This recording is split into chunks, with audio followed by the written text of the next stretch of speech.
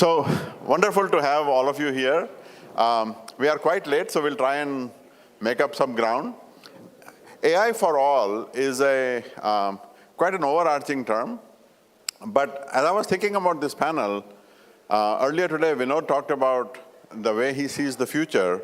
There are some significant gaps in AI today and in the AI that is emerging in front of us.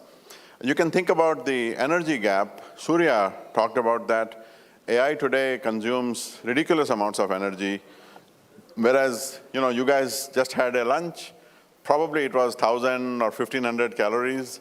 2,000 calories is more or less, I mean, those chicken tikkas and all that are pretty serious. So 2,000 calories in a day, which is more or less what we need to get by, is like a 100-watt light bulb, like one of these light bulbs. And out of that, our brain, our nervous system takes up about 20 watts, 15 to 20 watts. So that is several orders of magnitude more efficient than the AI that we have today. Estimates are somewhere between 8 to 12, 13 orders of magnitude. So there's that many zeros that still need to be removed. So there is a huge gap there. It is very, very expensive to build these trillion-dollar data centers. The application gap is quite enormous. When you look at NVIDIA, for example, Shankar was here. NVIDIA is around 57, 58 billion in quarterly revenue. So if you extrapolate that, $250 billion a year is NVIDIA's revenue. And then on top of it, companies like the cloud companies like Microsoft and Google and Oracle, et cetera, they build another 2x more on top of the GPU for network, memory, storage, power, things like that. So that's about 750 billion a year in spend that goes into just enabling the AI infrastructure today. And if you just do the math on that, to break even on that would be 150 billion a year if you do amortization over 5 years. I know it is after lunch, you guys are probably tired, but just hang with me on this. So in other words, I mean, even OpenAI, Srinivas is here, despite the incredible, as a business growth that OpenAI has had, it's 15 billion a year. So there is a huge gap. And you can think of this as an application gap. It's an imagination gap. And last but not least is the skills gap. I was talking to Sebastian Thrun, an old friend of mine, earlier. If you think about 8 billion people on the planet, 1.4, 1.5 in India, and 800 million users of AI, primarily ChatGPT and Google and so on. Out of those 800 million, about 1.5 to 2 million people could build you an AI application. These are not people who can build you ChatGPT. These are people who can build you, predictive maintenance application or fraud or something like this. And out of that, the number who can operate a productive AI system is in the neighborhood of 250,000 in the entire planet. And of those, the number who could actually build you a frontier model, I used to have the estimate of 50,000, and Sebastian said, what are you talking about? This number is less than 10,000, which is why you hear the behavior from Mark Zuckerberg and the insane offers and things like this. So there are less than 10,000 people, probably less than 5,000 people who can build a frontier model today. So it's clearly a skills gap. So these are the things that I want to discuss today with our distinguished panel. I'll just start in this way, and I have 3 questions that I'll go over with all of you. Natasha, Microsoft obviously is incredibly committed to skill development. How do you see that? How do you see making AI more widely, more pervasively available? Well, thank you. It's a pleasure to be here with everyone. I think for us, it starts from the recognition that we think of AI as the next great general purpose technology, so like the printing press, the internet, electricity, etc. And what history tells us about general purpose technologies is that the countries that do best with general purpose technologies are not necessarily the countries that invent the general purpose technology. They're the countries that adopt the general purpose technology. And so diffusion is really, really important, and skilling is just the core enabler of that large-scale diffusion and adoption. And so thinking about, India's position specifically, I think you can look at Aadhaar and the UPI initiatives as excellent Indian examples of population scale diffusion, right? And so we need to apply the same playbook here for AI diffusion. Now, as Microsoft, whenever we make a data center investment, as we were very pleased to do a $3 billion investment earlier this year in India, we never just go with a data center investment alone. It's always accompanied by skilling. So we committed that we would skill 10 million Indian people by the end of 2030, and we've just tore through that target. We're already at 5.6 million. I think when we think about the types of skilling, we do need to think in exactly the multiple dimensions that you mentioned earlier. Some of it is sort of foundational AI literacy, which needs to reach the whole population, right? This is things like knowing how to use a co-pilot and knowing to check for mistakes, knowing how to identify that an AI-generated image has content credentials associated with it that tells you that it's AI-generated.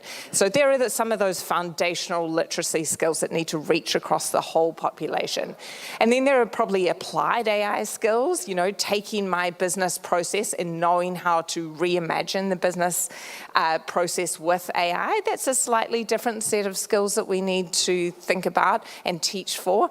And then we've got that sort of advanced building new frontier model type of skill, which is like more of a niche skill. But in our view, skilling efforts need to reach all three of these categories.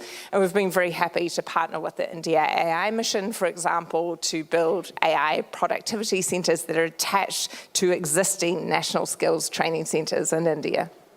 That's awesome. That's awesome.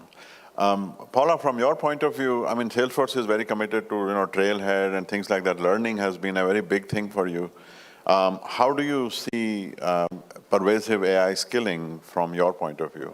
Yeah, well, first of all, I want to underline just how essential the topic is for adoption, as Natasha was talking about. And you mentioned Trailhead. So Trailhead is Salesforce's free online platform for learning technology. And I think in India, I was just checking the numbers, I believe we have around 4 million members, and we have free courses around AI and AI agents and so on. And a lot of what is learning AI is about the practical application, like the practical using it in day-to-day work, knowing how it can go wrong and how it can go right, and how to set it up. So when you go on Trailhead, it's not just like, let me take a quiz and have book knowledge. It's let me actually set up an AI agent in a sort of testing scratch ground and play with it and see how it works. And it's surprising, you can do something like that in half an hour and have it set up and then kind of start building from there more and more sophisticated ways to work with it. I think that's really, really important. I also think it's very important as we think about it to think about not just the sort of very hard technical skills, but the ways in which AI is bleeding across all of our jobs and all of our roles, regardless of what kind of occupation you may be in. And in that sense, there's this notion that I like to talk about of AI confidence, right? It's about, there's a lot of mysticism about AI, right? But at the end of the day, interacting with AI as part of work is actually not that complicated. It takes a few basic instincts about what to trust it for and what not to trust it for, and then maybe some tools around how to harness and kind of craft the prompt or craft the context. But once you have that, actually you're off to the races. And so I think combining all of these things together is what's very, very important. That's awesome. Julie, you are in charge of AI and technology for the French government. How are you seeing this? I mean, in your case, you also have the focus on startups, in addition to skill development around AI. Yeah, maybe you are not all familiar with the French Tech Mission, so maybe a few words to introduce what we are doing. So French Tech Mission is a public organization to support the growth of French startups and tech champions. So the way we work is that we create our own programs to support startups. And we also work with a community of entrepreneurs everywhere in the world. So we have thousands of entrepreneurs, such as here in San Francisco and in New Delhi as well. About AI, we work on different kind of programs. Some of them are to promote the adoption of AI, and others are to train people and have more people who are able to create new solutions and startups around AI. So to give you maybe an example of kind of program we developed, we have a program called I Choose French Tech. This one specific work on the adoption of AI. So thanks to the startups and their solution, we help other companies, SMBs, corporates, to adopt AI more quickly. You maybe heard already about Mistral, which is our solution for AI, the main one, but we have a solution like Edge Company for agentic AI, and many others startups. So we work on adoption thanks to this program, I Choose French Tech. And we also have another program which is called Oselia, that means you should try AI. And this one is more to help everyone to understand what is AI, how it works, and we work very closely to our entrepreneurs and French tech communities to help everyone everywhere in France to understand what AI is and how they can use it for your job, but also in your private life. Awesome, awesome. Srinivas, you have been at the center of this whole AI revolution. You have been at OpenAI for a while. You ran engineering. Now you are looking at the B2B applications.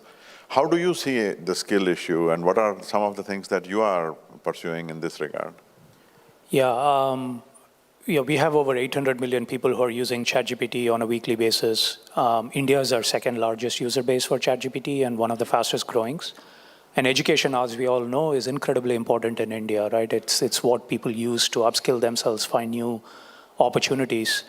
And we have done a few different things I wanted to kind of mention. One, how do you make the technology more accessible to everybody? That's incredibly important, right? And one, if you just look at the trends, intelligence today is about 100 times cheaper than it was 2 years ago for the same level of intelligence. So that just comes from continuous innovation, not just from OpenAI, honestly, but from the entire ecosystem. Everybody is innovating, and that's an awesome thing to see. We make it more affordable for people.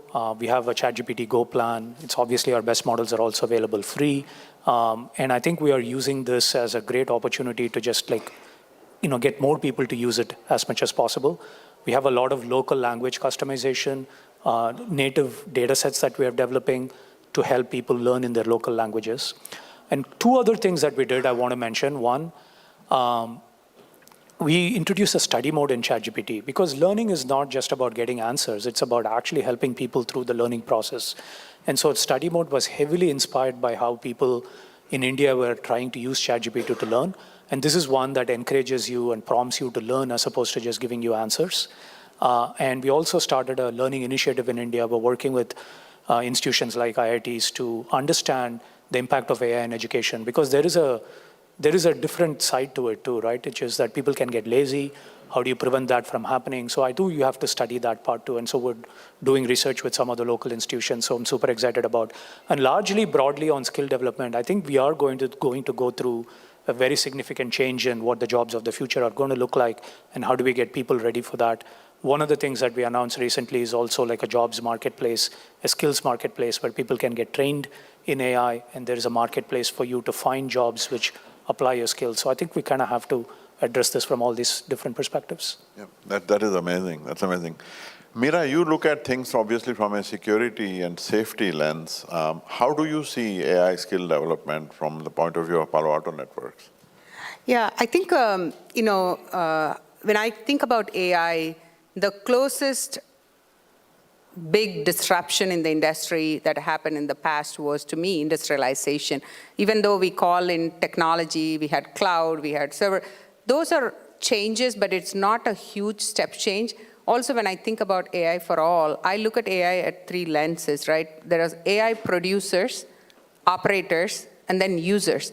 We talked a lot about users through the message of like, I think, yes, it is important, but I think when you think about industrialization, I'm a glass half full person. Industrialization did have a dip. I mean, none of us want to talk about it, but the truth is, you're going to have a dip, but when you come out of it, it actually created so much more innovation, so much more possibilities, so much more human advancement.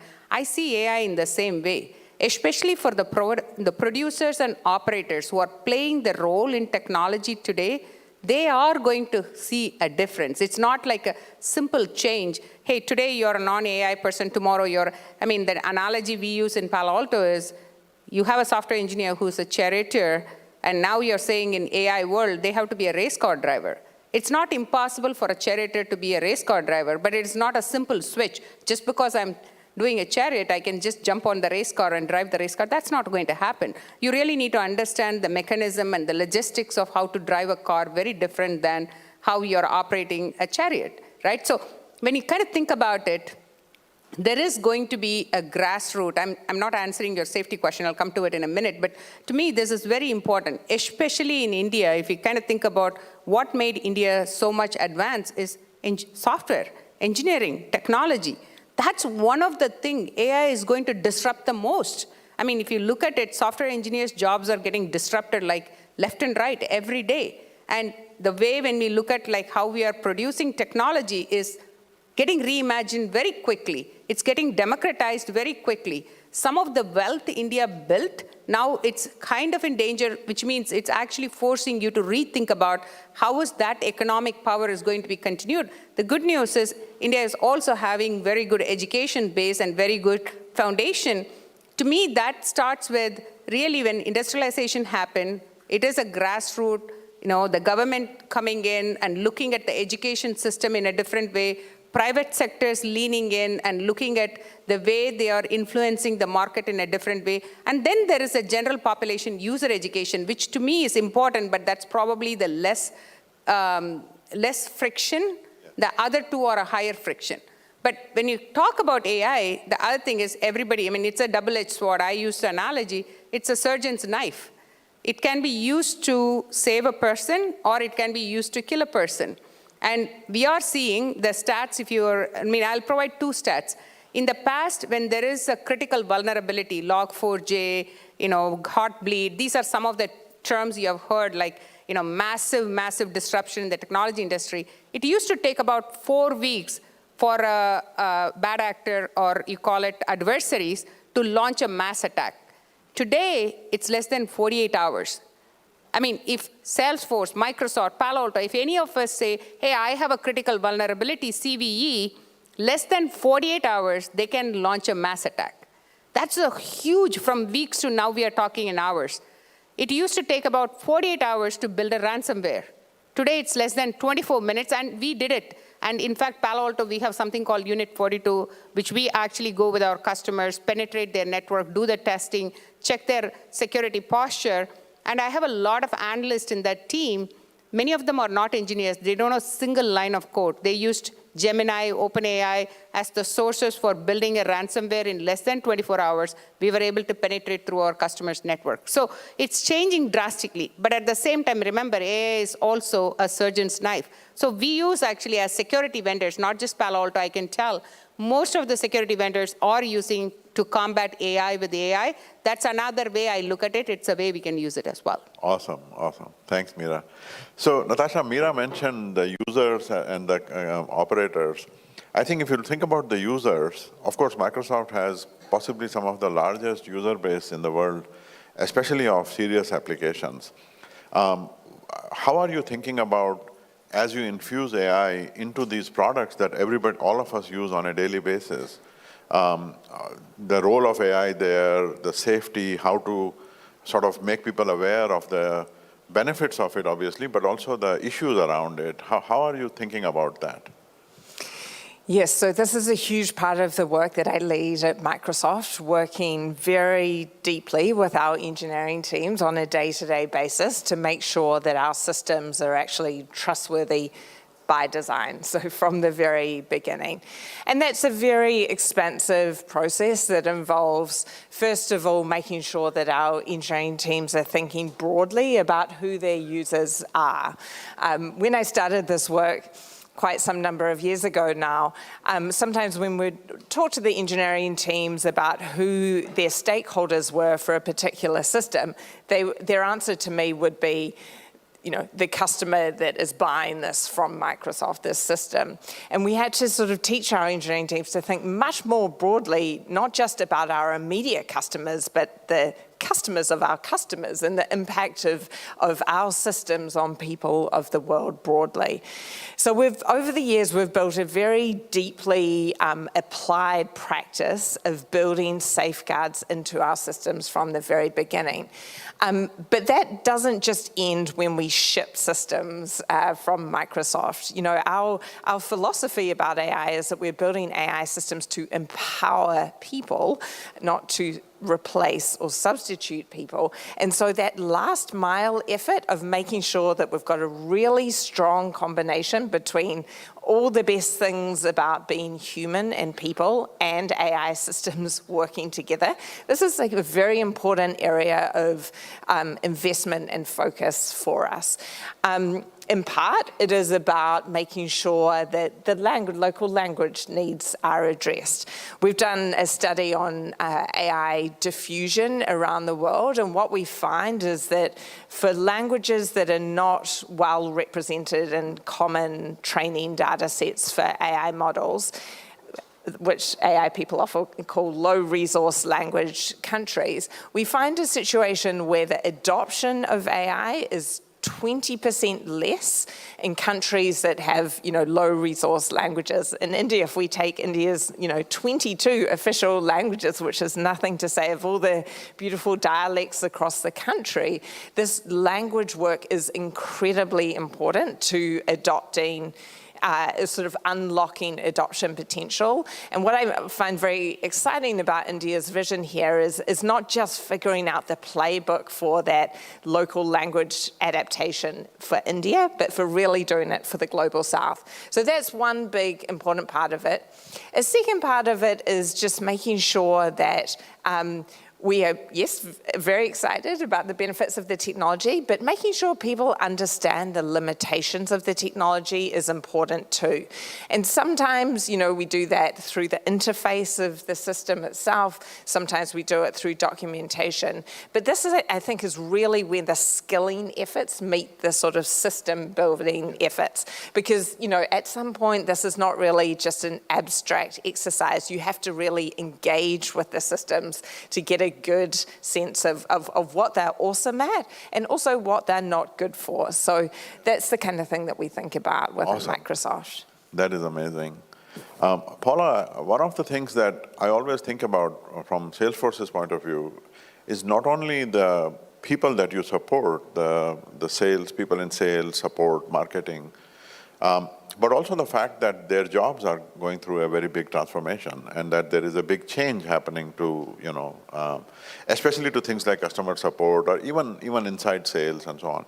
So as you design AI into the products, do you worry about, how do you think about this issue that the very people that you have served could potentially be disrupted or at a minimum changes fundamentally the nature of their job? Yeah, it's a critical question. And actually, believe it or not, I don't know if I told you this, I'm writing a book on this question right now. Because I think one of the most important questions is what do we delegate to AI and what do we not? What do we save for people? And how do people and AI work together productively and make sure that people are in charge of AI, that they're responsible for AI outcomes? So some of that is about the design of the technology itself. So I'll give you an example. You mentioned customer support, right? So we have a very big product footprint in customer support.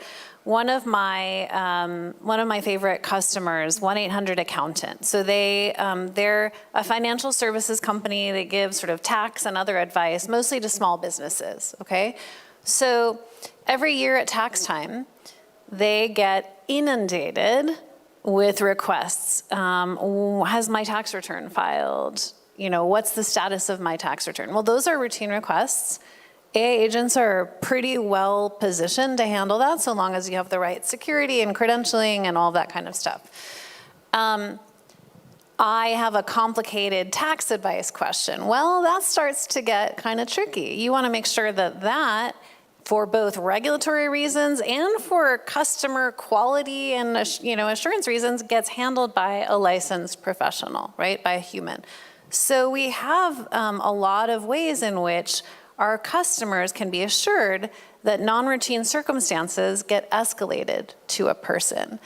And yes, you start to see jobs starting to get recalibrated so that human judgment, human connection, right? When you're doing a complex B2B deal as a salesperson, you need to understand the context in which that person's operating and so on. It's not just the transcript of the call, right? So it's really recalibrating roles around those things that are ultimately not effectively automatable and bringing the best of both together so that humans are then way more empowered in their jobs. Yeah, absolutely.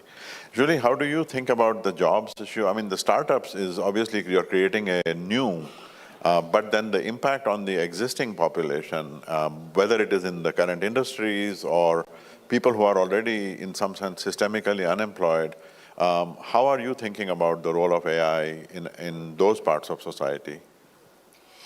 It's an interesting question. Startups are early adopters, of course. And what we see is that in France, for us, it's very important to train a lot of people in AI.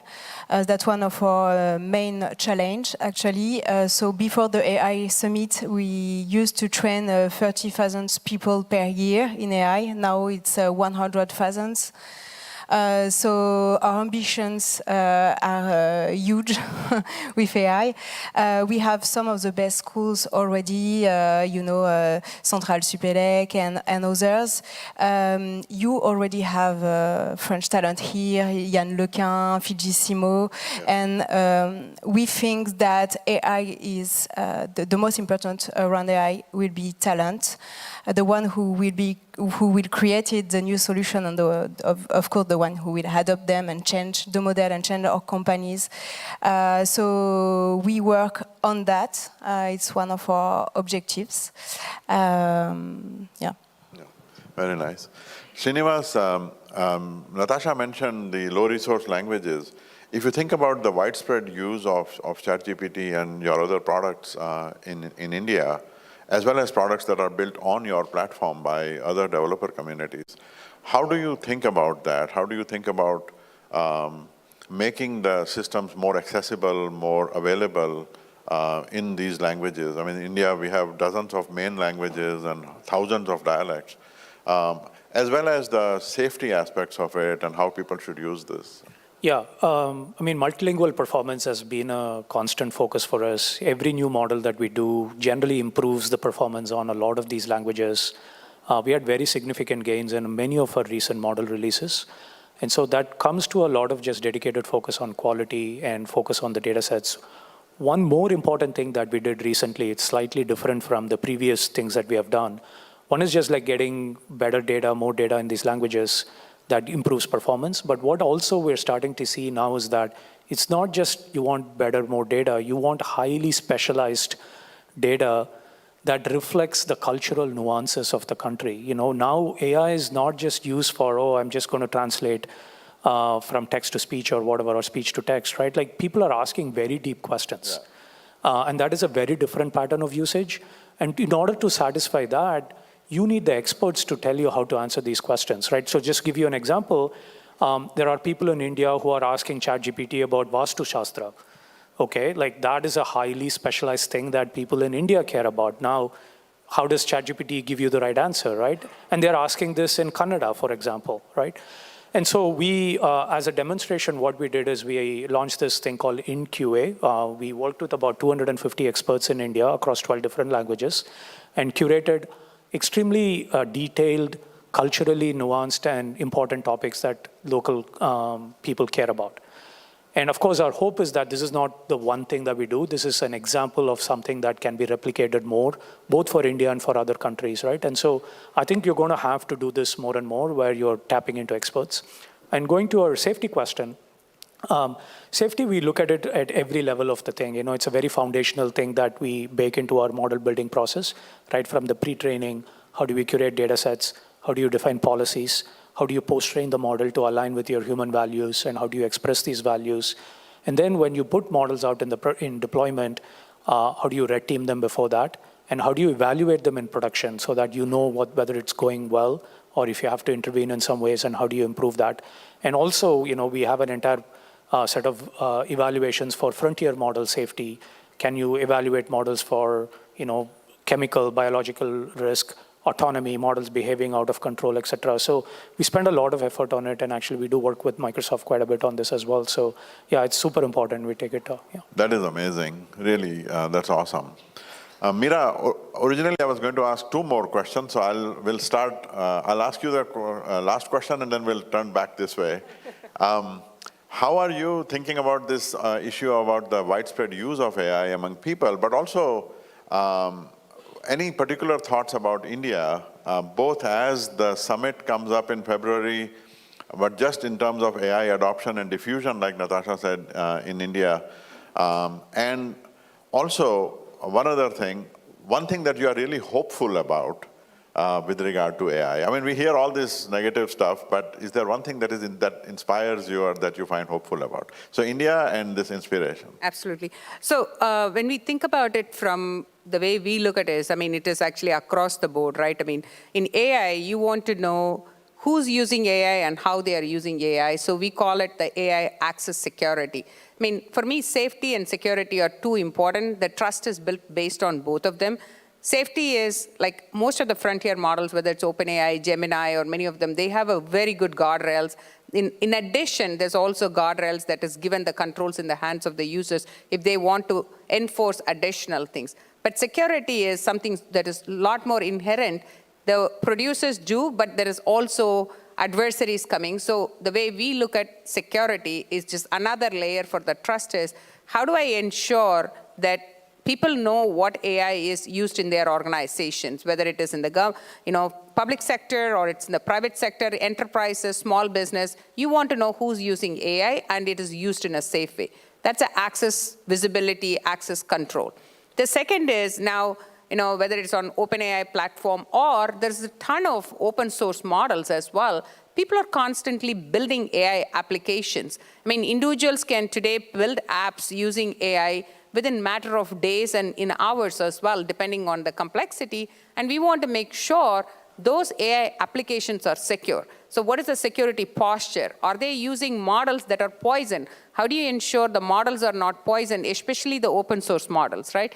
How do you ensure you're not giving excessive access to AI? Because the good thing with AI is you can get things done faster. The bad thing with AI is you can get things done faster when it's a bad thing, right? So you want to make sure the right kind of access is given. You want to make sure, Srinivas mentioned about red teaming, but there's another level of red teaming when you're building your applications with multiple models. How do you ensure before you go into production, there is a notion of red teaming, and then there is a notion of continuous runtime security at the application layer level, not just at the model level, right? Because typically, if you take any AI application, they're not using a single model. They're using multiple models, LLMs to SLMs to their own created traditional MLDL, all put together is what a complex AI application is. So we look at it from that construct when we talk about AI as a security, both the visibility of the usage as well as the application security itself.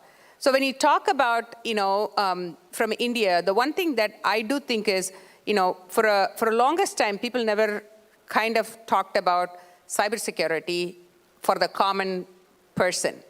The moment we started putting Aadhaar card, I mean, I was with the DSEI last year, there was a lot of conversation about public education in India, which was, I was actually pleasantly, I shouldn't say surprised, encouraged is the right word, because there were simple comics that talks about the grandmas sharing their pin on their card with very nice, I mean, always from Amal advertisement to anything. India is very creative with how they come up with their advertisements. So there are comics that they're running that is to educate people of all age, all gender, all diversity. The same way, I think there is a need for definitely an education on AI use, because there's going to be a lot of fakes coming. There's going to be different ways that it's going to be. So there needs to be a need for education on AI the same way they have started the education on cyber. Yeah. What I'm really, excited about, as I said, it's going to have a dip. AI will have a dip in the economy, but I'm a glass half full person. Imagine personal medicine. I mean, we are able to, today it is only for the richest of the richest can get personal medicine. With AI, you can bring it to all. Imagine AI in the world of education. You can have personalized tutor, which is actually only available to the privileged. Now you can get it to, I mean, I myself have used the study mode, which is amazing.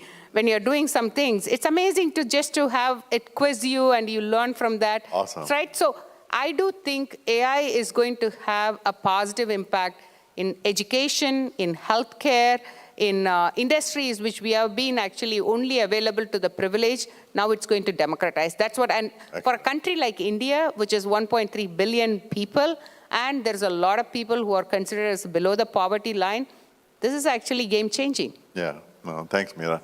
Srinivas, any thoughts about India? What your wish, both for the summit, but in general?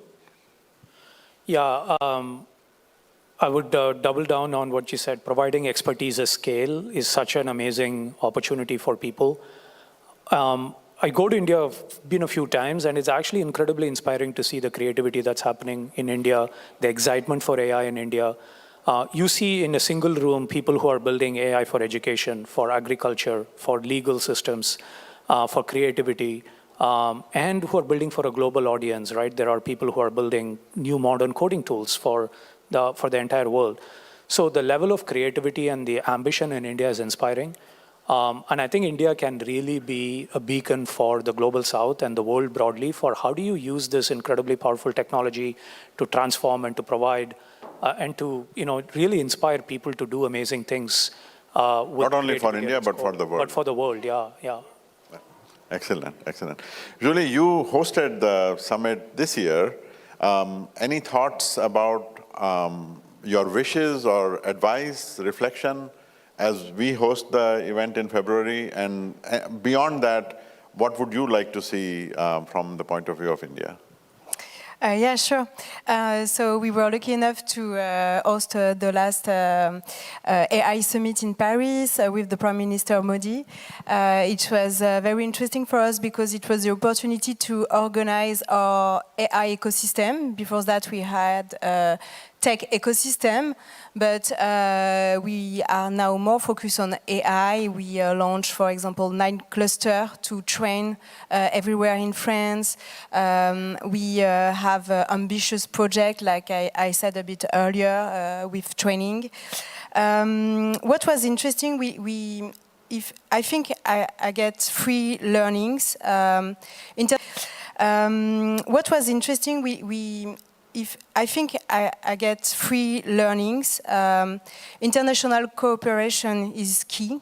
Thanks to the summit, we get more partnership and big investment, especially in data center, for example, and infrastructures. So it was very important for us.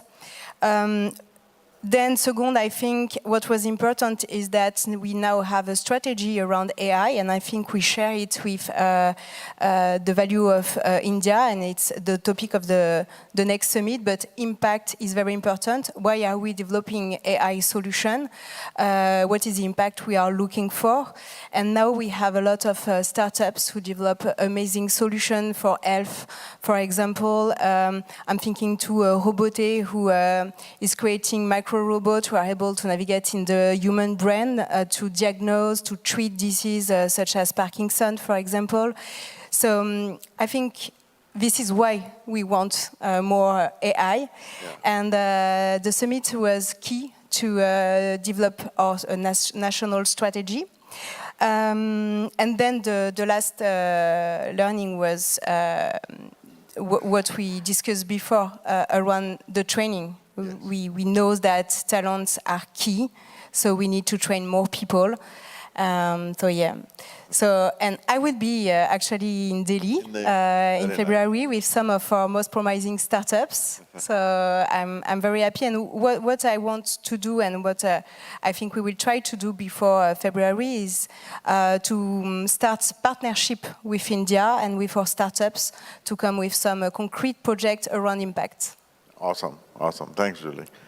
Paula, you mentioned earlier your own experience in Haryana. Perhaps you can share that with the audience here and also online. And maybe if you extrapolate that beyond that about AI and what role it can have in, just improving the lot in India. Any thoughts on that? Yeah, absolutely. Thank you for that question. And maybe tying it back to Natasha's earlier framing about general purpose technologies, right? So dating myself a little bit, my first job after college, I lived in rural Haryana on a farm outside of a village where there was an affordable private school. And the students in the school were all children of farmers whose land was being subdivided and subdivided, so that it was no longer economically viable. And we had a computer lab in the school. And here's the thing about foundational technologies. In this case, or general purpose technologies, in this case it was the internet. When the technology comes out, you sort of have a sense of what it does, but you don't actually know all of the ways it's going to transform people's lives, right? And so I couldn't have imagined at that time that I was going to be using my phone to, translate road signs in foreign countries. And so there's all these different things I couldn't have imagined. I also could not have imagined that those students who, I would spend the weekends with them and they were milking cows and, helping farm and so on, would all then become tech executives. And they are. They all live in Gurgaon in these high-rise luxury apartments. And it's a totally different life from their parents, right? So here we are at the precipice of a totally new and arguably, probably, way more powerful, way more general technology. So what's possible if we shape it together so that everyone benefits? Yes, what an awesome thought to close on. So Natasha, you get to close this. You mentioned general purpose technologies. You mentioned to me your work with India. Any thoughts, both from the point of view of the summit, but beyond, how you see, Microsoft is an incredibly powerful organization in the world today. How do you see that affecting India? Any personal wishes as well? Natasha is from New Zealand, by the way. Yes, I am. For the India Summit, I think it's coming at an incredibly important time. It's an incredibly important time because we're seeing these rapid advances in the technology. I think we're seeing rapid adoption of the technology, so it's becoming much more real and concrete. And we're also at a moment where we've got to be very, very focused on making sure that this is not another general purpose technology that doesn't diffuse broadly around the world. So we can't let this be a moment where there is a broadening gap between the global north and the global south. So I think part of what's so important about India's leadership of the summit in February is that India is very much thinking not just about, growing its own ecosystem, applying the technology for its people, but really sharing those benefits broadly with the global south. And I think that's an incredibly important focus at this moment, and I hope will be carried forward. For my own part, I am from New Zealand, a very beautiful, special, but also tiny country at the bottom of the world. And so of the, very many wonderful applications of AI and the goods that I know they can deliver, one of the pieces of it for me is that I do believe and have seen real examples of AI helping to preserve the biodiversity of this wonderful world in which we live. And I think, it's great to see Planet being a key focus of the India AI Action Impact Summit as well. And so I think carrying forward that focus on those three things together, people, planet, and progress, this is a fantastic frame. Amazing, amazing. I came into this panel thinking that there is such a tall order in front around making AI help everyone. And I think listening to this esteemed group of panelists, I feel a lot better. It's really incredible how all of you, in your ways, are thinking about these serious issues in such thoughtful ways. I feel very encouraged by that. Please give a big hand to Meerah, Srinivas, Julie, Paula, and Natasha, ladies and gentlemen. Thank you so much.